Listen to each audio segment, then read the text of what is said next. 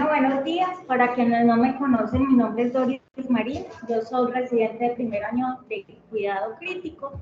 Hoy vamos a exponer el tema de neumonía asociada a la ventilación. Entonces, la idea es que cada día existen más pacientes que se someten a ventilación mecánica invasiva.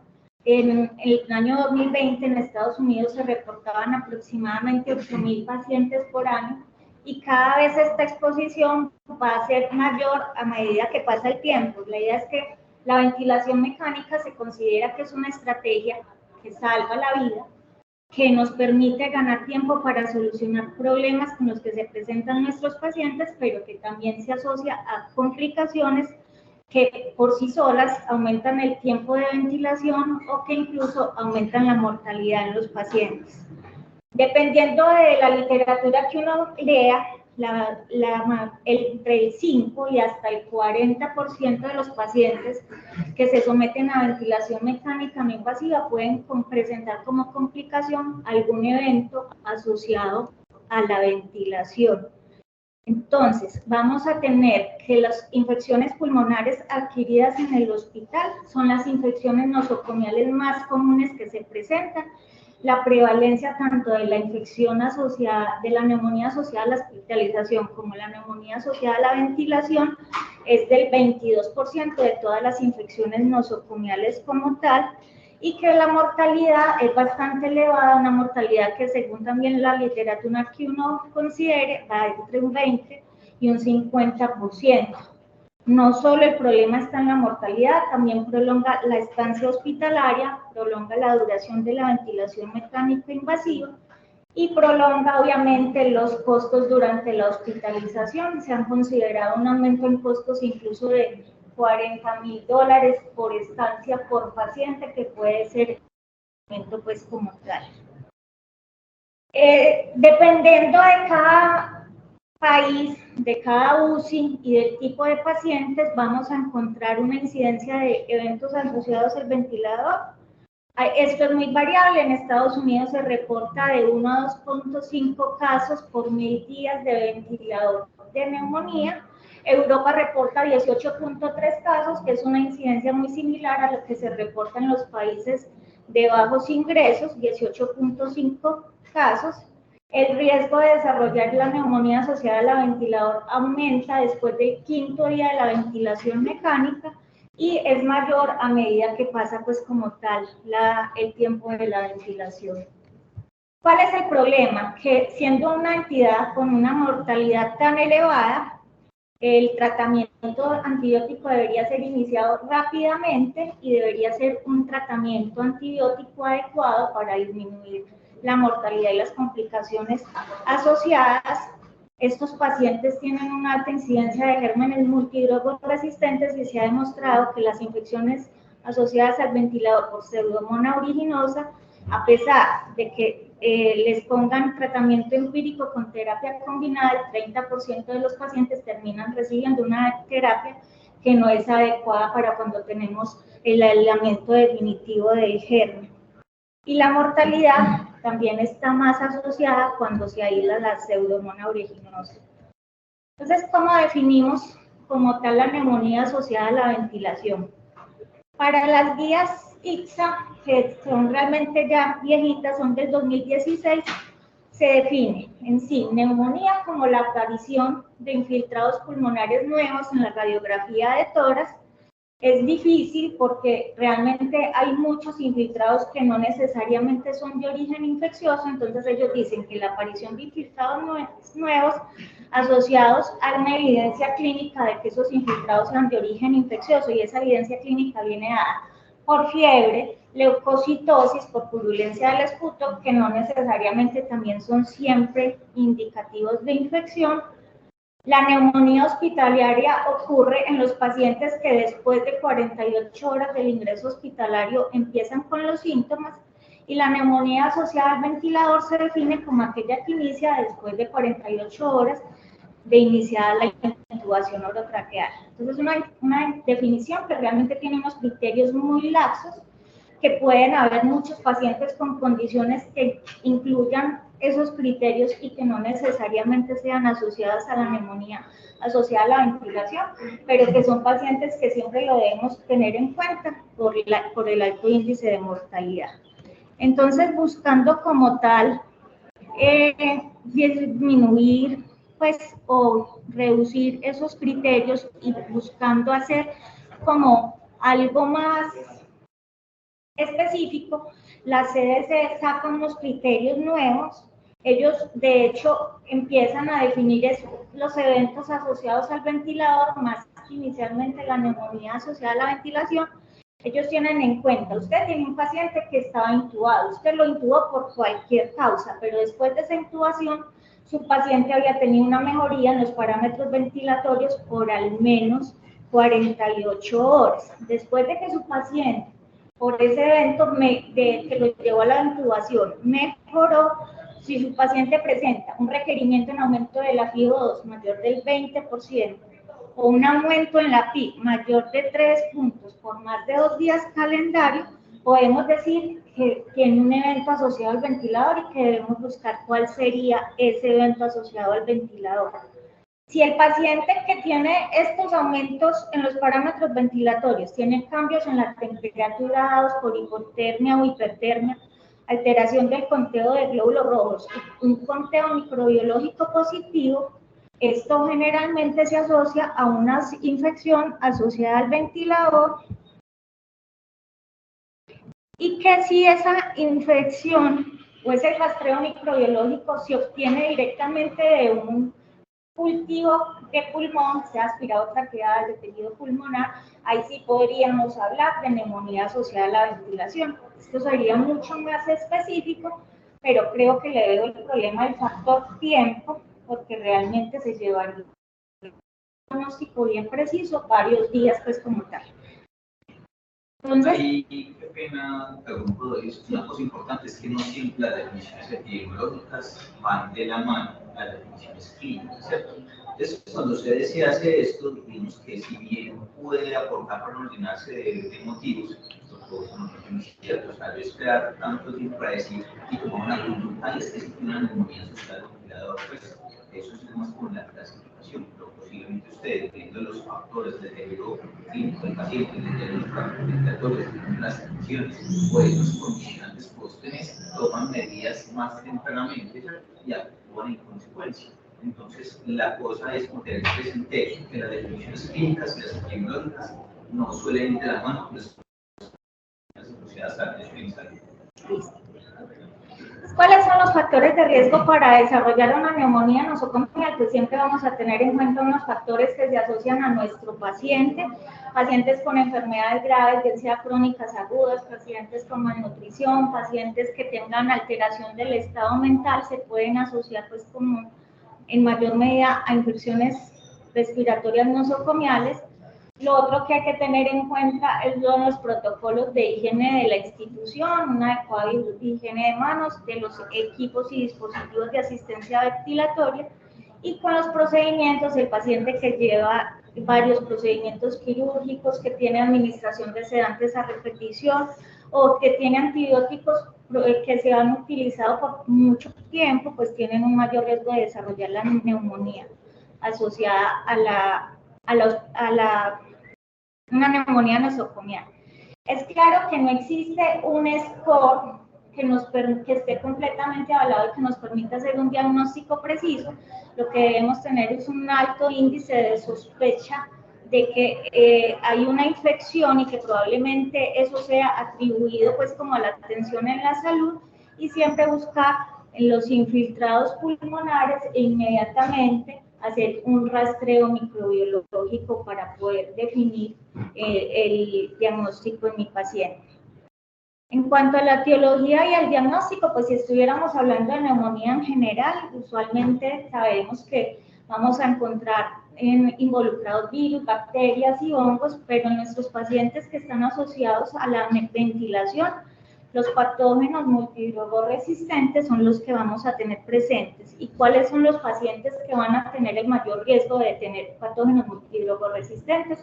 esos que han estado expuestos por más de en los últimos 90 días a terapia antibiótico, los que al inicio del diagnóstico de neumonía ya llevaban al menos 5 días hospitalizados, que se presenten concomitantemente con choque séptico, o que hayan tenido un diagnóstico de síndrome de dificultad respiratoria del adulto previo al inicio de la neumonía, y el otro factor de riesgo es estar sometido a terapia de reemplazo renal, bien sea crónica o aguda. La lesión renal puede pues, también asociarse a la aparición de gérmenes multidrogoresistentes. En general, vamos a tener este grupo de patógenos involucrados en la ventilación mecánica. Son varios los estudios que han tratado como tal de demostrar cuáles son los patógenos más frecuentes. En todos los estudios lo más predominante siempre será Pseudomonas aeruginosa, Staphylococcus aureus, el Acinetobacter, y son en sí patógenos con un alto índice de resistencia. Ahí podemos ver en algunos listados, por ejemplo, acá Pseudomonas aeruginosa resistente a piptas un 34%, resistente a carbapenémicos un 38% y a colistina hasta un 7%. Entonces sí se demuestra pues como tal que hay una asociación fuerte con patógenos multidrogoresistentes. ¿Qué es lo ideal? Siempre obtener un aislamiento microbiológico. La guía lo recomienda que usted debe obtener un cultivo de tráquea en todos los pacientes que tienen una sospecha de neumonía asociada al ventilador, siempre un cultivo del tracto respiratorio. Los hemocultivos usualmente los utilizamos, 15% de los pacientes con diagnósticos de neumonía asociada a la ventilación pueden estar bacterémicos, pero muchas veces esa bacteremia se ha demostrado, hasta en un 25% de los pacientes, que su origen no es el pulmón realmente, sino que en otro foco infeccioso, y pues ahí viene el problema de los criterios diagnósticos, que muchas veces pues el paciente tiene fiebre, tiene leucocitosis, tiene cambios infiltrados, pero que podemos tener otro foco infeccioso asociado y que se nos puede estar pasando en ocasiones de largo. En cuanto a los cultivos cuantitativos o cualitativos, pues realmente en Colombia solo tenemos cultivos cualitativos, pero pues realmente la guía recomienda que se continúe haciendo cultivo cualitativo con aspirado traqueal. Realmente hacer lavado broncoalveolar es más dispendioso, usted necesita el fibrobroncoscopio, quien realiza el procedimiento. Probablemente va a ser mucho más rápido obtener una muestra directamente del aspirado traqueal, y esta revisión sistemática buscó pues realmente evaluar qué tanta certeza o qué tanto podía variar el resultado de los pacientes si uno obtenía cultivos cuantitativos versus cultivos cualitativos para el diagnóstico de la neumonía asociada al ventilador. Realmente este es el resultado en cuanto a la mortalidad. La idea es que obtuvieron cultivos cuantitativos en 614 pacientes, cultivos cualitativos en 626. El RR sí les dio por debajo de 1, pero el intervalo de confianza atraviesa la unidad, o sea que no se pudo demostrar como tal una asociación que le vaya mejor a los pacientes con un cultivo cuantitativo. Igual con el cambio de tratamiento antibiótico, 410 con cultivo cuantitativo, 417 con cultivo cualitativo. Realmente el RR está por encima de 1, igual el intervalo de confianza atraviesa la unidad, o sea que no se demuestra pues como tal ni a favor ni en contra de ninguno de los dos. Y en cuanto a los días de duración de ventilación mecánica, pues el forest plot es mucho más claro, el cuadrito está ahí en todo el centro. No hubo ninguna diferencia en cultivos cuantitativos y cualitativos, seguimos pues como tal obteniendo aspirado traqueal y obteniendo como tal cultivos cualitativos. ¿Cuál es el problema de los cultivos? La demora en los resultados. Usted obtiene el cultivo, normalmente se demoran 24 horas en darte el resultado de qué bacteria está creciendo y 72 horas adicionales para el reporte de la sensibilidad del microorganismo. Y no son muy sensibles, realmente el aislamiento lo vamos a obtener solo en un 23 a un 40% de los pacientes, y esto que si el paciente no estaba recibiendo antibiótico por otra razón. Esto disminuye drásticamente cuando los pacientes ya vienen sometidos a tratamiento antibiótico previo. Entonces aquí viene el boom actual de las pruebas moleculares rápidas para el diagnóstico de la neumonía, para su diagnóstico etiológico y sus patrones de resistencia. Entonces son muy sensibles, muchas nos dan unos resultados que no nos aparecen en los cultivos, pero dada la alta sensibilidad puede que ese germen aislado realmente, lo que primero debemos interrogarnos es si de verdad creemos que sea el germen que nos está generando la neumonía y continúa siendo un problema, pues realmente usted tiene un paciente que clínicamente está viendo que tiene neumonía, usted tiene el aislamiento, probablemente sí sea el germen que nos está aislando la prueba rápida, pero sí debemos ser muy juiciosos a la hora de tomar decisiones con respecto al tratamiento. Entonces, es un diagnóstico que se da rápidamente, casi que usted toma la muestra, la manda al laboratorio y en menos de una hora probablemente, no aquí en Colombia, pero sí en menos de una hora generalmente puede obtener un resultado. Nos detecta marcadores de resistencia y pues pongo interrogado lo de la mayor precisión diagnóstica, por lo que les digo, usted puede tener aislamiento de gérmenes que son solo colonizadores y no necesariamente los que nos están generando la infección. Actualmente tenemos aprobados por la FDA los primeros 2 test. El tercero no está aprobado porque realmente solo identifica 8 bacterias, pero en los primeros 2 test tenemos aislamiento de bacterias atípicas, en uno de hongos, en el otro de virus y de los genes de resistencia. Los 2 primeros pues son como tal los que se están utilizando para el diagnóstico. Y pues para evaluar si de verdad son efectivas o no las pruebas rápidas, este estudio lo que hizo fue evaluar el Fill-and-Write comparado con los cultivos tradicionales obtenidos en los pacientes. A los pacientes se les tomaba lavado broncoalveolar, cepillado bronquial o aspirado traqueal normal y se comparaba en todos con el Fill-and-Write para ver si, pues, en qué cambiaba el aislamiento. Estos son los resultados. Se obtuvieron 147 muestras en estos pacientes. Realmente fue un estudio realizado en 3 meses, no fue un estudio muy prolongado. En 63 muestras aisladas, tanto los cultivos como el Fill-and-Write fueron positivos.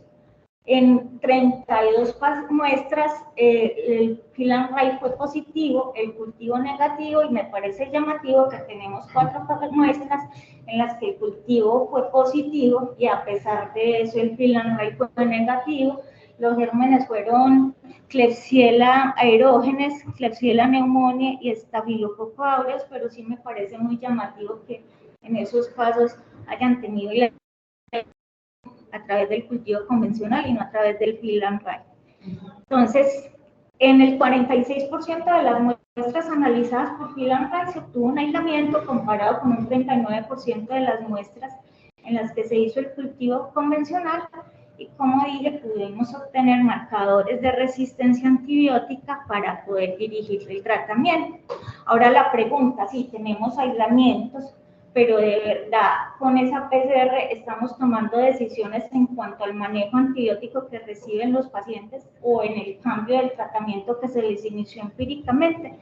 Por eso traje este otro estudio que estaba evaluando precisamente el cambio o pues el resultado en los cambios de tratamiento antibiótico. Este estudio sí fue un estudio aleatorizado, los pacientes aleatorizaban unos a tomarse muestra de PCR y los otros al cultivo convencional. A pesar de que era un estudio abierto, las personas que evaluaban los resultados pues no conocían en qué brazos se habían aleatorizado los pacientes. Incluyó 100 pacientes en los cultivos convencionales, 100 pacientes en la toma de muestra por PCR y pues obvio el tiempo, bastante significativo la diferencia en los resultados. Los pacientes a los que se les realizó prueba rápida tenían un resultado en 1.7 horas en promedio, comparado con 67 horas en los pacientes que se les había tomado el cultivo convencional. Y al lado tenemos la probabilidad de que la terapia antibiótica fuera dirigida la línea de abajo, que solo lleva un 20%, 22% en los pacientes en los que se había tomado cultivo convencional, versus un 80% en esos pacientes a los que se les había realizado como tal la PCR.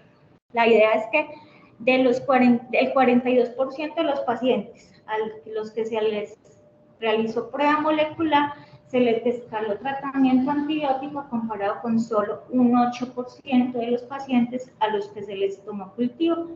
Entonces, pues puede que si haya una asociación, de todas maneras no es 100% seguro, porque las guías siguen recomendando que ustedes escalen el tratamiento es con el resultado de cultivo, y muchas veces lo que uno sigue en la práctica clínica es que se prefiere esperar el resultado del cultivo convencional para poder modificar la terapia antibiótica. Entonces, siempre recordar e interpretar cuidadosamente el resultado de la PCR y evaluar si vamos a escalar el tratamiento. Eso realmente hay que hacerle un mayor análisis, mayores estudios para definir si con ese resultado de la sola PCR si estamos escalando tratamientos antibióticos. Pues tener en cuenta que son muy sensibles, podemos obtener resultados de aislamiento por flora colonizadora y no necesariamente por el germen patógeno, e incluso los resultados de las mutaciones para resistencia antibiótica también puede darse en patógenos que no necesariamente son los que están causando la infección, y tenemos que hacer una interpretación juiciosa de los resultados. En cuanto al tratamiento, pues la idea es que dijimos son pacientes con un alto riesgo de mortalidad, debemos iniciar un tratamiento empírico adecuado rápidamente. Entonces deberíamos conocer nuestra epidemiología local, nuestra epidemiología de cada UCI, por lo menos de nuestra ciudad. La idea es que ya sabemos cuáles son los patógenos que más se aíslan en estos pacientes, entonces siempre vamos a cubrir Staphylococcus aureus, Pseudomonas aeruginosa y otros bacilos gram negativos. Si el paciente tiene factores de riesgo que les mencioné para gérmenes multidrogos resistentes, o si la unidad en la que yo trabajo tiene una resistencia al Staphylococcus aureus, una resistencia a la meticilina mayor del 10 al 20%, siempre cubrirlo con vancomicina o linezolid, y si no tiene los factores de riesgo para germen multidrogo resistente y mis resistencias reportadas para meticilino resistentes son menores del 10%, podemos utilizar pues cualquiera de los otros antibióticos sugeridos. Para los pacientes con Pseudomonas aeruginosa vamos a tener la misma consideración, factores de riesgo para germen multidrogo resistente o los registros de resistencia de la unidad local donde trabajo. La idea es que si esto está, no se debe utilizar monoterapia. Los pacientes con factores de riesgo para multidrogo resistente, un MINUCI con más del 10% de resistencia de Pseudomonas, siempre deberíamos iniciar manejo con terapia combinada, y siempre lo que sí es muy claro es evitar usar monoterapia, aminoglucósidos o colistina, porque son los medicamentos que vamos a utilizar en esos gérmenes que ya tienen resistencia a múltiples agentes antibióticos y que tenemos que cuidar más para esos otros pacientes. Entonces, en cuanto, perdón, quería armar la lupita.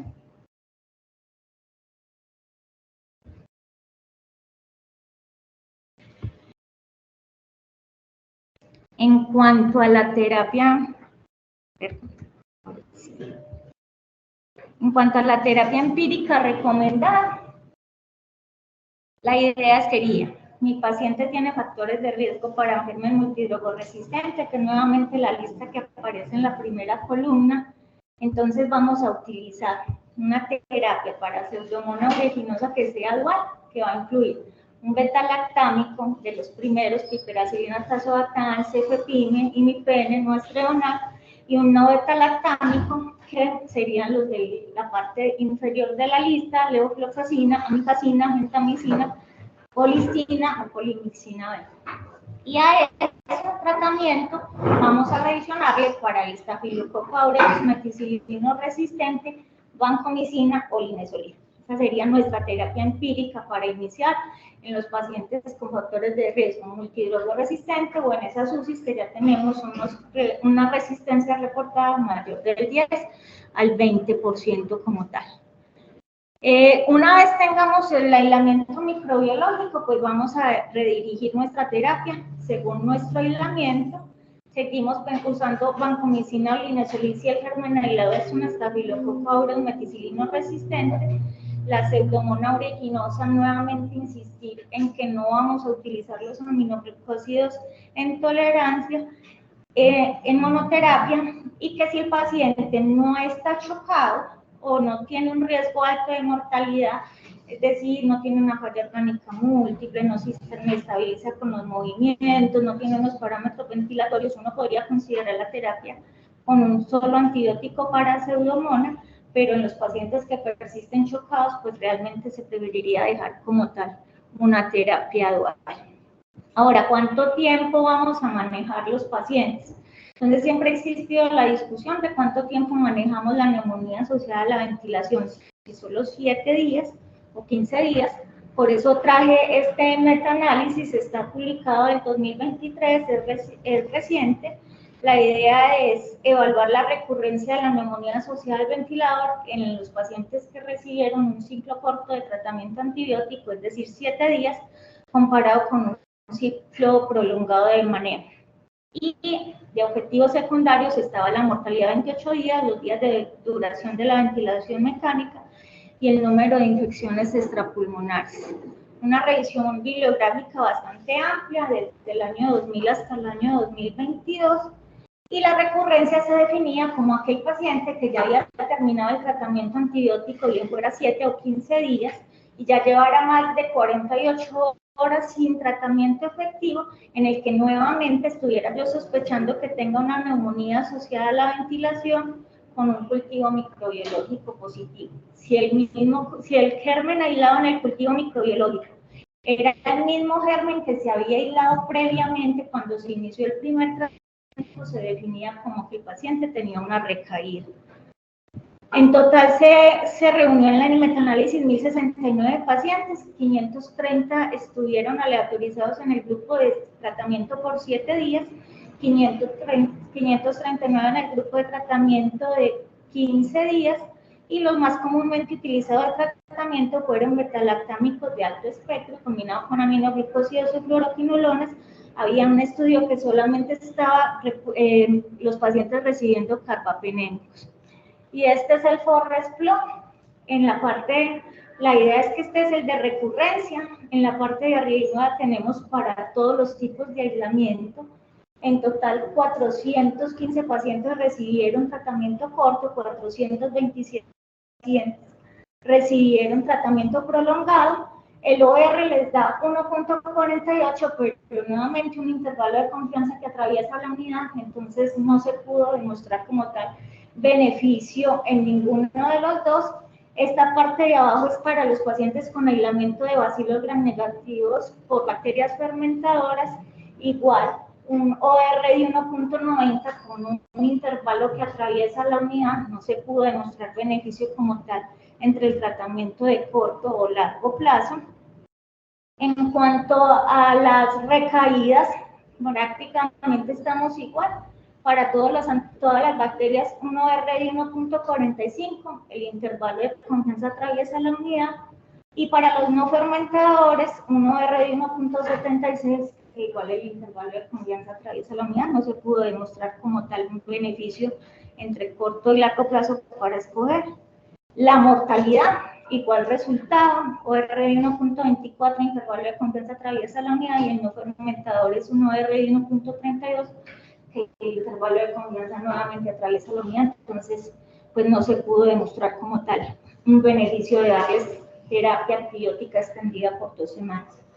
Tampoco encontraron diferencias en la duración de la estancia en UCI, ni en los días de ventilación mecánica invasiva, ni en las infecciones extrapulmonares. y lo único que encontraron diferente es que obviamente los pacientes que habían sido seleccionados para recibir 7 días de tratamiento antibiótico tuvieron más días libres de manejo antibiótico, pues porque de entrada pues estaban escogiendo este análisis pues en el brazo.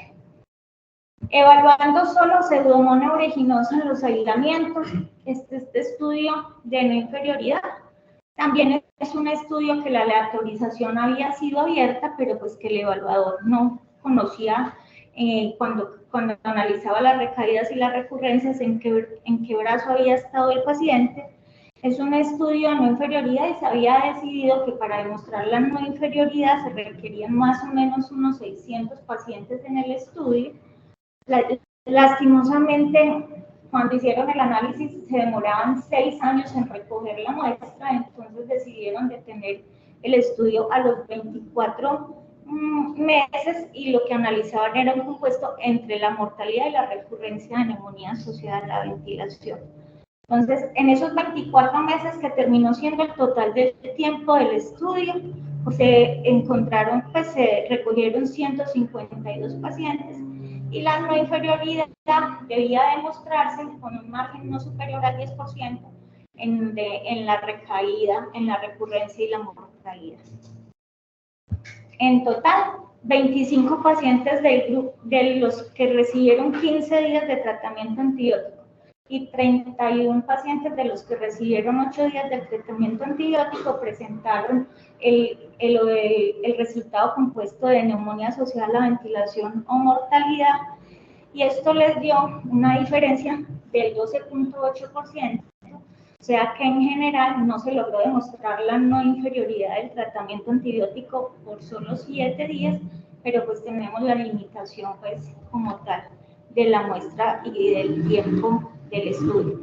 En cuanto a los resultados secundarios, tampoco se obtuvo mayor diferencia. En cuanto a los días de ventilación mecánica, realmente hubo algo menos de días de ventilación mecánica. En el de tratamiento corto, la duración de la estancia en UCI fue exactamente la misma. Los días de exposición a antibiótico nuevamente fueron menos expuestos los que recibieron un ciclo corto de tratamiento antibiótico. Las infecciones extrapulmonares las mismas y la adquisición de patógenos multidrogos resistentes fueron los que recibieron un ciclo largo. Otra cosa pues que tuvo el estudio y que me parece importante recalcar es que los que recibieron 15 días de tratamiento antibiótico fueron 98 pacientes comparados con 88 pacientes que recibieron un ciclo corto, y que por el tamaño reducido de la muestra puede que se haya generado algún sesgo ahí en los desenlaces del estudio. Por último, mencionar las medidas de prevención. En todas las UCIs tenemos unos paquetes de prevención de neumonía asociada a la ventilación, y últimamente ha habido una gran discusión porque algunos estudios han demostrado que algunas medidas pueden incluso aumentar la mortalidad en los pacientes. Y esas medidas que se han pues que pueden empeorar los desenlaces han sido la clorexidina y el manejo de las úlceras por estrés. Realmente este artículo mencionaba algo que me parecía pues que tiene toda la razón. La mejor medida para evitar la neumonía asociada a la ventilación sería no intubar el paciente, y pues sí hay que tenerlo en cuenta. Pero pues en general estas son todas las medidas que tenemos en el paquete para prevenir las neumonías asociadas al ventilador: la elevación de la cabecera del paciente, el cambio del codito del tubo, del material como tal, para evitar que por él migren las bacterias hacia el tracto respiratorio inferior, el monitoreo constante de la presión del balón del tubo orotraqueal, la aspiración de secreciones subglóticas que nosotros pues realmente no tenemos la forma de realizarla, el cuidado oral con clorexidina, la descontaminación digestiva, los probióticos, la profilaxis de las úlceras por estrés, pues es lo que viene asociado como tal en el paquete de neumonías para prevención de neumonía asociada a la ventilación.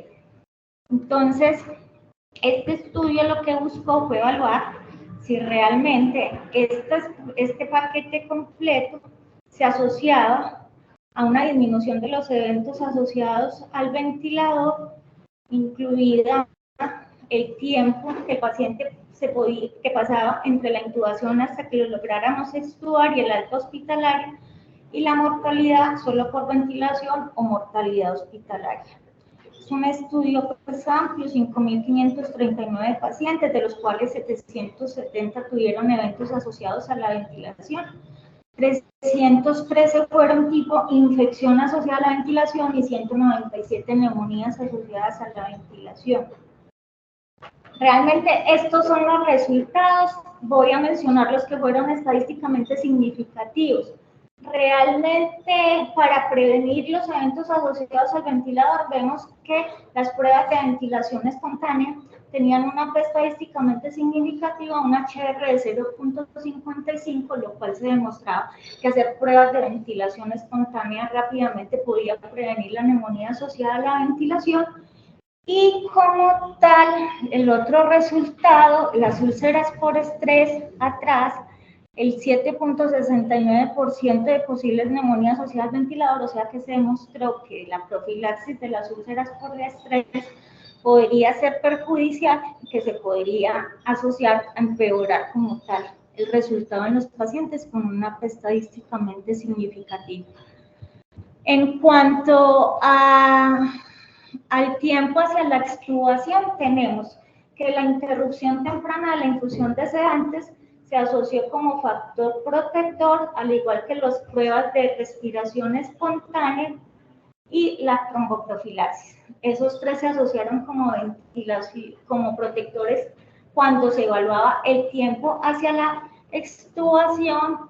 En cuanto a la mortalidad hospitalaria, igual la interrupción temprana de las infusiones de la ventilación y las pruebas de ventilación espontánea serían las que marcaron una diferencia estadísticamente significativa.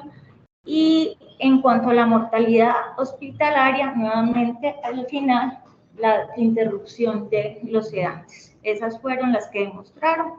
No hubo ninguna otra diferencia, pues, como tal significativa. Buscando directamente los cuidados de higiene oral, pues encuentro este otro estudio.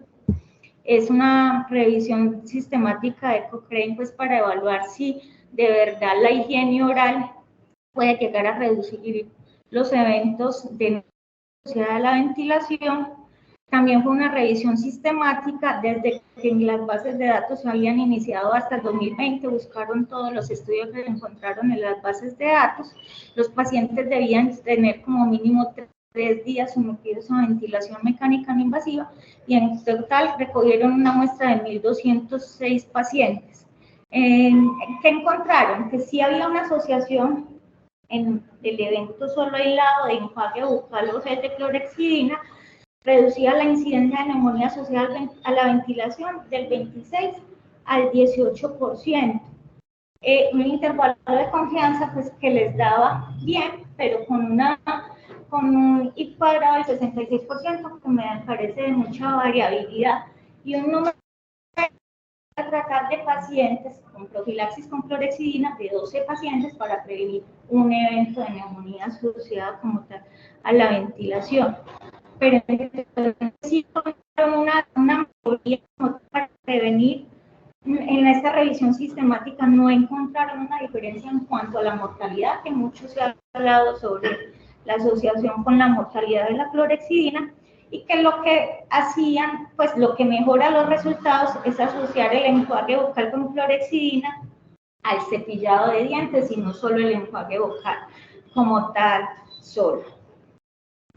Entonces, en conclusión, pues la neumonía asociada a la ventilación sigue siendo un problema grande de la salud, tiene unas altas tasas de mortalidad, un aumento de la estancia UCI, un aumento de la estancia hospitalaria. Tenemos unos criterios diagnósticos laxos, es difícil encajar el paciente adecuadamente, podemos incluir más pacientes en el diagnóstico de los que realmente son. Tenemos una limitación con la sensibilidad de los cultivos convencionales, eso ha hecho que tengamos un boom con las pruebas rápidas, tenemos que ser muy juiciosos a la hora de evaluar el resultado que nos está reportando esas pruebas rápidas y considerar que sí sea el germen que nos está generando como tal la infección y que no sea simplemente el colonizador. Siempre tener en la cabeza germen multidrogo resistente para el inicio del tratamiento antibiótico, iniciando siempre con la terapia combinada y la terapia para pseudomonas y bacilos gram negativos y la terapia para el estafilococo aureus multicilino resistente. Muchas gracias. No sé qué comentarios o preguntas. Yo tengo un comentario y es en cuanto a la duración del tratamiento antibiótico. Creo que fue el estudio del doctor Uranga, ¿cierto? El de JAMA de duración del tratamiento antibiótico en neumonía asociada a la ventilación mecánica. Y la mayoría de gérmenes a 7 días, de 7 días, el tratamiento corto 7 días, pudieron ser tratados con esos días de tratamiento antibiótico, pero sobre todo la pseudomonas demostró recurrencia y fue estadísticamente significativa. Entonces, ese artículo hace la salvedad de que a ese tipo de bacterias, probablemente a ese tipo de pseudomonas, había que darle más días de tratamiento. Probablemente cuando tú revisaste la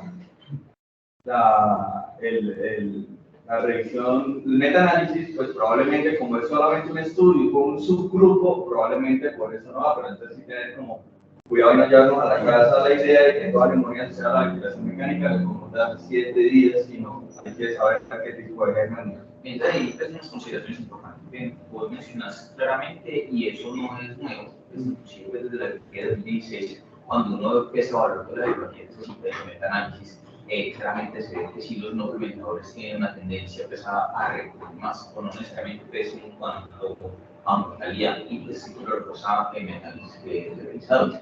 Es cierto que las pseudomonas tienen una predisponencia por como se cultiva su cabeza a adherirse más a bacterias, a adherirse más pues, a bioperíticas.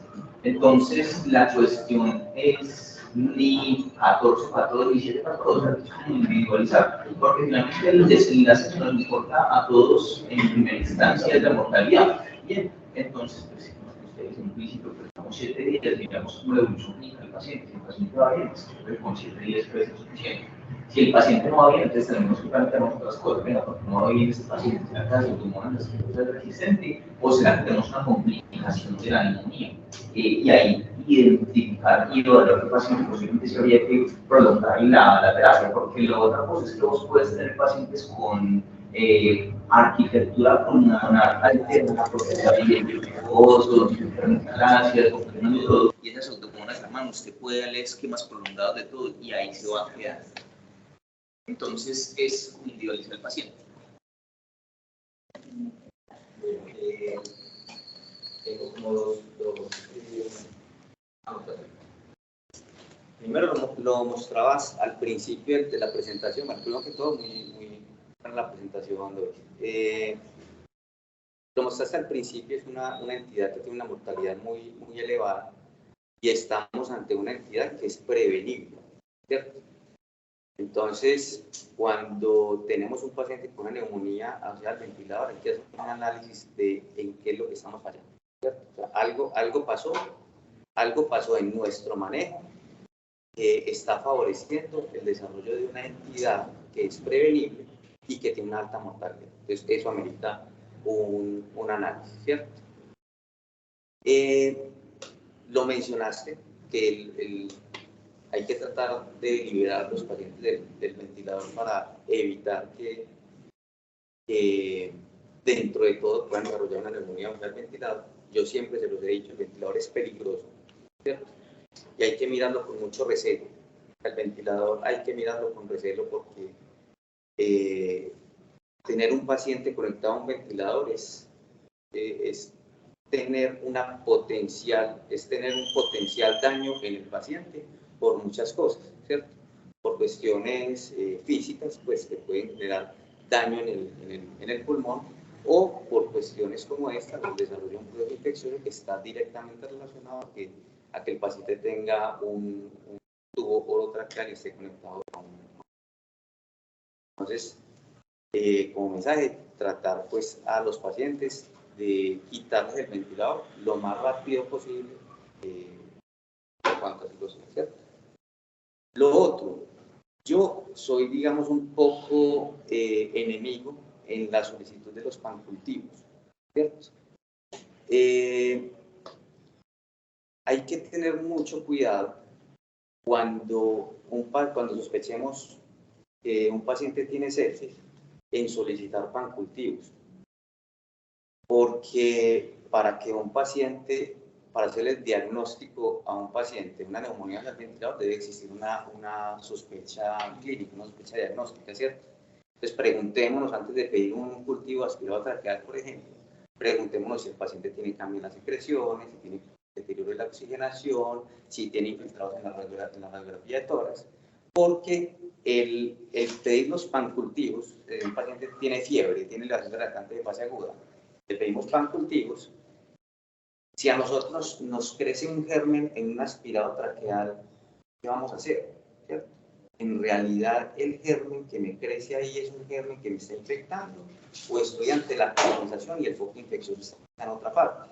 Entonces, yo creo que el pedir deliberadamente los pancultivos nos puede llevar a tratar innecesariamente gérmenes que me aparezcan, por ejemplo, en un aspirado traqueal o en un puro cultivo, cuando realmente ese no puede ser el foco que me esté generando ese proceso.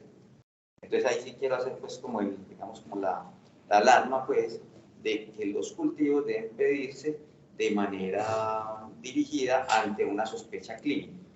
¿Sí? Sí. Yo tengo una inquietud en relación a cómo estamos de resistencia en la institución y cuál sería el manejo empírico adecuado. Si requerimos hacer ese cubrimiento de Pseudomonas dual que mencionó Doris, si requerimos empezar de forma empírica manejo para gérmenes GLE. Es que en términos generales, pues con lo que ustedes ven, los microorganismos que se identifican, pues empezar un cubrimiento antipseudomónico definitivamente pues sí lo debemos considerar.